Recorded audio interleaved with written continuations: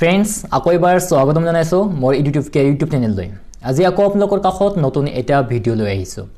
আজি আপোনালোকৰ কাষত ইভিএছৰ 30টা প্ৰশ্ন আৰু উত্তৰ লৈ আহিছোঁ। নিশ্চয় আপোনালোকে মোৰ এই ভিডিঅ'টো ভাল পাব। তেনেহ'লে সময় নষ্ট নকৰি ভিডিঅ'টো আৰম্ভ কৰোঁ। আজিৰ প্ৰথম প্ৰশ্নটো আছিল তলৰ কোনখন ৰাজ্য সাতভনীৰ দেশৰ ভিতৰত পৰে? প্ৰথমে আমি জানিব লাগিব সাতভনীৰ দেশ বুলি ক'লে কি বুজো। যি 7 সিস্টাৰ আছে নৰ্থ ইষ্টৰ, এই 7 সিস্টাৰক সাতভনীৰ দেশ বুলিও কোৱা হয়। গতিকে ইয়াত যি অপশ্যন আছে মহাৰাষ্ট্ৰ, ঝাৰখণ্ড, উত্তৰ প্ৰদেশ, মেঘালয়, আমাৰ শুদ্ধ উত্তৰটো হ'ব মেঘালয়। এতিয়া আহিছোঁ আমি নেক্সট প্ৰশ্নলৈ। তলত দিয়া কোনখন ৰাজ্য উত্তৰ পূৰ্বাঞ্চলত পৰে? ইয়াত অপশ্যন আছে অসম, অৰুণাচল প্ৰদেশ, মিজোৰাম নে আটাইকেইটা। আমাৰ শুদ্ধ উত্তৰটো হ'ব আটাইবোৰ, কিয়নো আমাৰ যি উত্তৰ পূৰ্বাঞ্চল বা নৰ্থ ইষ্টৰ যি 7 সিস্টাৰ আছে অসম, অৰুণাচল প্ৰদেশ, মিজোৰাম, নাগালেণ্ড, মণিপুৰ, ত্ৰিপুৰা, এই সকলোবোৰ ৰাজ্য নৰ্থ ইষ্টৰ ভিতৰত পৰে। গতিকে ইয়াত যি তিনিটা অপশ্যন দিছে অসম, অৰুণাচল প্ৰদেশ, মিজোৰাম, এই তিনিটাই নৰ্থ ইষ্টৰ ভিতৰত পৰে। শুদ্ধ উত্তৰটো হ'ব আটাইকেইটা। এতিয়া আহিছোঁ নেক্সট প্ৰশ্নলৈ।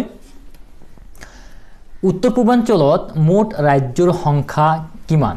ইয়াত শুদ্ধ উত্তৰটো হ'ব 8খন। আমি অলপ আগতেই কৈছোঁ যি 7 সিস্টাৰ সাতভনীৰ দেশ আৰু লগতে আৰু এটা সৰু ৰাজ্য আছে ছিকিম, ইয়াকে ধৰি 8খন নৰ্থ ইষ্টৰ ৰাজ্য আছে। আমাৰ শুদ্ধ উত্তৰ অপশ্যনটো চি হ'ব। নেক্সট প্ৰশ্ন, তলত উল্লেখ কৰা কোনখন বৰাকৰ উপনৈ নহয়? আমাৰ প্ৰথমে প্ৰশ্নটো বুজিব লাগিব যে নেগেটিভ সেন্সত কোৱা হৈছে নহয় বুলি কৈছে।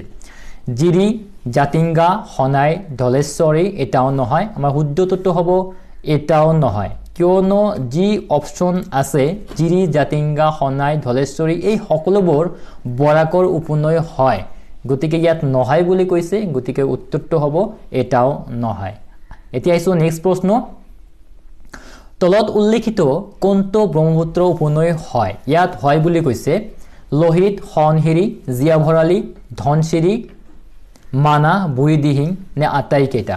আমাৰ শুদ্ধ উত্তৰটো হ'ব আটাইকেইটা।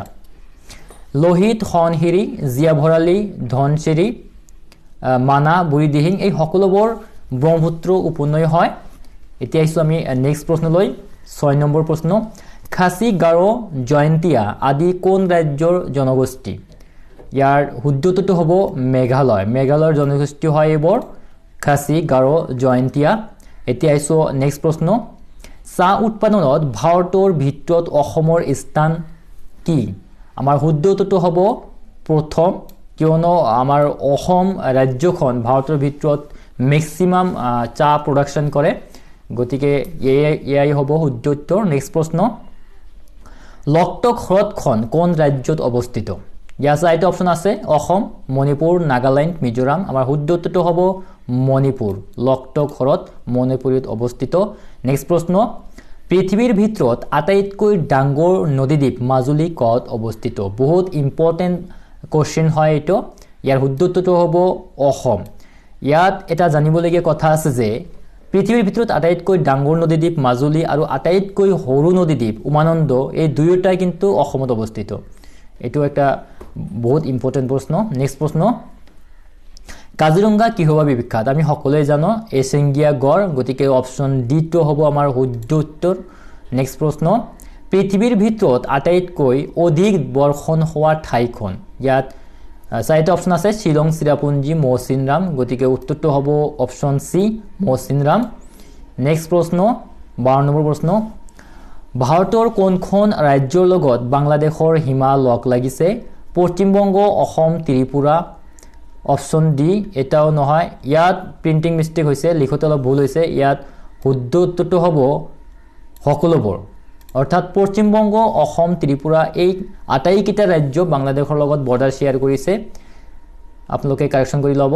নেক্সট প্ৰশ্ন, ভাৰতৰ স্থল সীমাৰ সৈতে লগ লগা ৰাষ্ট্ৰ কেইখন হ'ল আফগানিস্তান, পাকিস্তান, চীন নে আটাইবোৰ? ইয়াতো ভুল হৈছে, আটাইবোৰ লিখি ল'ব আপোনালোকে, কিয়নো আফগানিস্তান, পাকিস্তান, চীন এই দেশকেইটা ভাৰতৰ লগত সীমা লগ লাগিছে।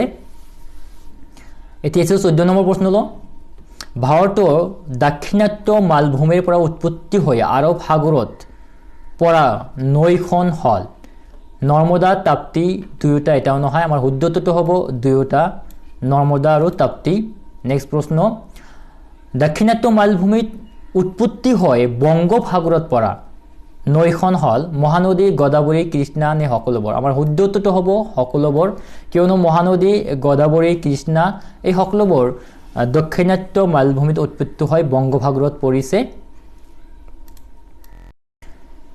নেক্সট প্ৰশ্ন 16 নম্বৰ ভাৰতৰ উপকূল অঞ্চলত থকা ৰাজ্য কেইখন হল গুজৰাট মহাৰাষ্ট্ৰ গোৱা নে সকলোবোৰ আমাৰ শুদ্ধটো হ'ব সকলোবোৰ কিয়নো গুজৰাট মহাৰাষ্ট্ৰ গোৱা এই আটাইকেইটা ৰাজ্য ভাৰতৰ উপকূল অঞ্চলত অৱস্থিত আপোনালোকে গুগলত সাৰ্চ কৰি ভাৰতৰ মেপটো চাই ল'ব নেক্সট প্ৰশ্ন লাক্ষাদ্বীপ ক'ত অৱস্থিত ইয়াত শুদ্ধটো হ'ব অপচন নম্বৰ বি আৰব সাগৰত লাক্ষাদ্বীপ অৱস্থিত নেক্সট প্ৰশ্ন গাঁও সভাৰ বৈঠক আহ্বান কৰাৰ কিমান দিন আগতে প্ৰচাৰ কৰিব লাগে ইয়াৰ শুদ্ধটো হ'ব 15 দিন আগতে গাঁও সভাৰ যদি বৈঠক হয় তেনেহলে 15 দিন আগতে এটো প্ৰচাৰ কৰিব লাগে এটো এটা নিয়ম হয় নেক্সট প্ৰশ্ন গাঁও সভা কিমানটা ওয়াৰ্ডত ভাগ কৰা হয় ইয়াৰ শুদ্ধটো হ'ব 10টা আপোনালোকে এটো জানিব লাগিব যে পঞ্চায়তৰ যি 10টা মেম্বাৰ আছে আপোনালোকৰ ওচৰে পাজৰে জানি ল'ব যে 10টা মেম্বাৰ থাকে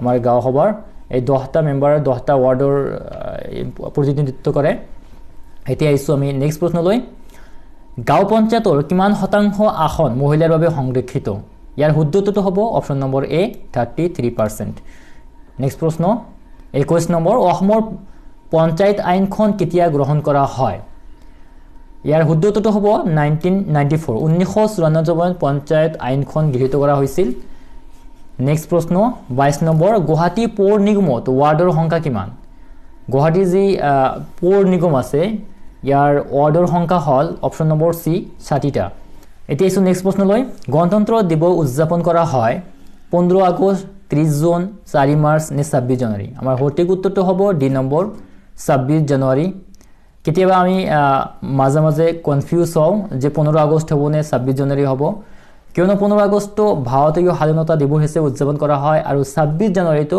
গণতন্ত্ৰ দিৱস হিচাপে উদযাপন কৰা হয় নেক্সট প্ৰশ্ন ভাৰতীয় সংবিধান সভাৰ সভাপতিজন হল ইয়াৰ সঠিক উত্তৰটো হ'ব অপচন নম্বৰ এ ডক্টৰ ৰাজেন্দ্ৰ প্ৰসাদ এতিয়া আইছো 25 নম্বৰ প্ৰশ্নলৈ তলৰ কোনটো মৌলিক অধিকাৰ নহয় ইয়াৰ যি সম্পত্তিৰ অধিকাৰ অপচন নম্বৰ এ এইটোই হ'ব সঠিক উত্তৰ স্বাধীনতাৰ অধিকাৰ সমতাৰ অধিকাৰ ধৰ্মীয় অধিকাৰ এই সকলোবোৰ মৌলিক অধিকাৰৰ ভিতৰত পৰে কিন্তু সম্পত্তিৰ যি অধিকাৰ এটো মৌলিক অধিকাৰৰ ভিতৰত নপৰে এতিয়া আইছো নেক্সট প্ৰশ্নলৈ শিক্ষাৰ অধিকাৰ আইনখন প্ৰচলিত হয় শিক্ষাৰ যি অধিকাৰ আইন যি 6 বছৰৰ পৰা 14 বছৰ বিনামূলীয়া আৰু বাধ্যতামূলক যি শিক্ষা ইয়াৰ যি আইনখন কেতিয়া গৃহীত কৰা হৈছিল 2009 চনত গতিকে অপচন নম্বৰ এ টো হ'ব আমাৰ সঠিক উত্তৰ নেক্সট প্ৰশ্ন ভাৰতীয় নাগৰিকসকলে বাবে মৌলিক কৰ্তব্য কেইটা আমাৰ সঠিক উত্তৰটো হ'ব